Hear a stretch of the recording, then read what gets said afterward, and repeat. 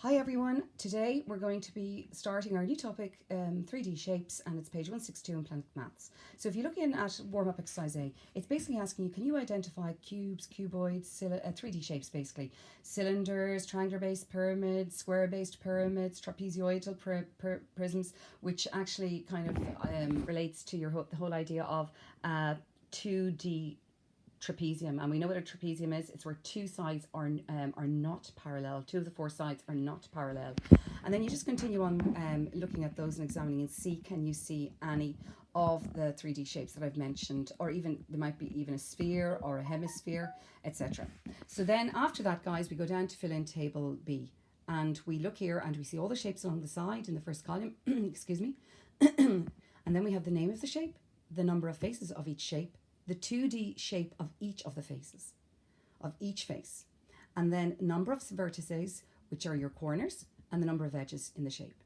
And you can fill in that table below, guys, and as we always do, the answers will be uploaded by Miss Campbell and Miss Walker tomorrow morning.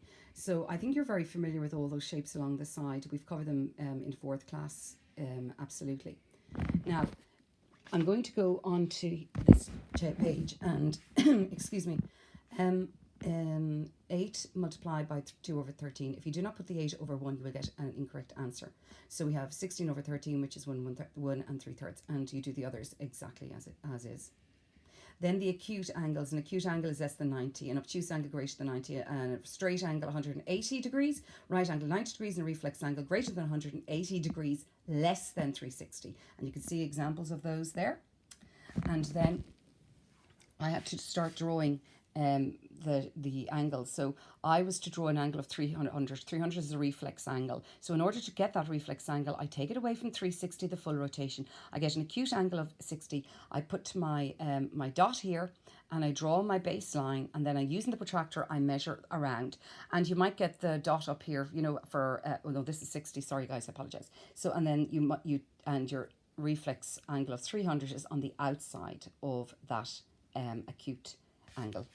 Then 45 degrees was just easy. Put your protractor where you have the little cross directly on your little dot, and you have your baseline, and then you measure as from zero, never start at 180.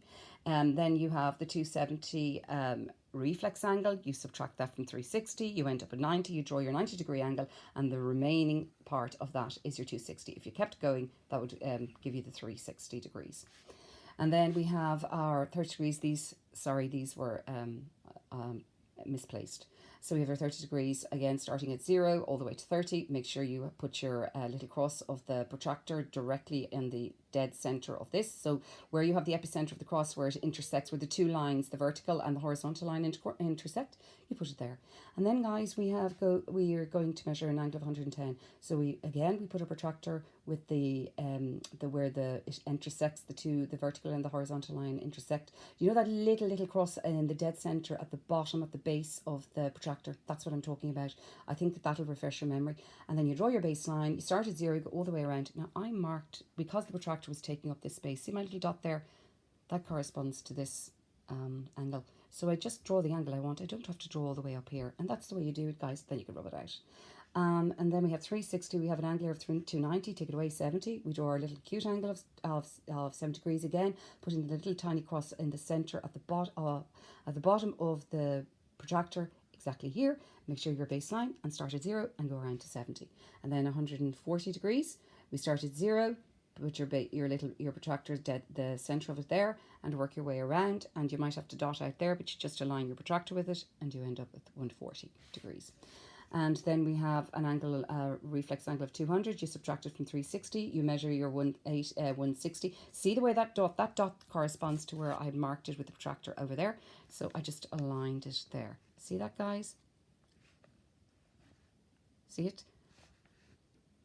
And then I just drew what I needed to draw. You don't need to draw these big, huge angles, and then 80 degrees, which is nearly 90. Okay?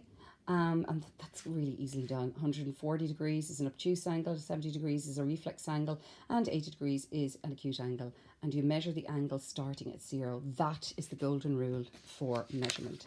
And making sure that the protractor is dead center in the dot, as in the epicenter of the little cross in the middle at the bottom of the base of the protractor is exactly on the dot as well. Okay, guys. So then we have our revision for tomorrow. Match the following with its equivalent fraction or mixed number. Now we're only going to be doing the first row because we're going back to New Wave this week, guys. And then tomorrow you're going to be doing the next row and then so forth. So we have to match the following with its equivalent fraction or mixed number. So you have to see what number does 10.5, what fraction does 10.5 equate to, or is equivalent to? What fraction is 0.45 equivalent to, etc. Then we place the value of the following fractions below. So we have numbers, we have letters A, B, C between 0 and 1. So between 0 and 1, it's 0 point something. So, or you can do it as, I would suggest you do it as a fraction because we're doing fractions. Sorry, guys. You can do it as a decimal, but do it as a fraction, guys. So, so we have established, you have to look at it carefully. Look at the way I've measured out the distance between each notch. I used a ruler. I measured them out, and that's just a hint. I can't tell you any more, guys. You'll know when you see the answers to tomorrow. But remember, it's a fraction, and you have to establish what is the value of A, the value of B, and the value of C. And remember, you're talking about fractions, you're talking about equal parts. That's a great hint, a huge hint. And then if I turn this page over, again, we have this time a number line from 0 to 1 to 2, so 0 to 2. And within between 0 to 1 and between 1 to 2, I have divided them into equal parts because they're fractions. And I want you to establish what fraction is A, what fraction is B, C, and D. And remember, fractions equal parts. That is a great hint.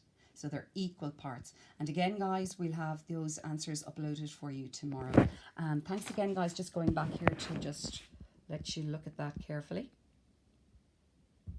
And again, and I'll take a photo of that, actually, that page, and attach it below. Thanks a million, lads. Talk to you tomorrow.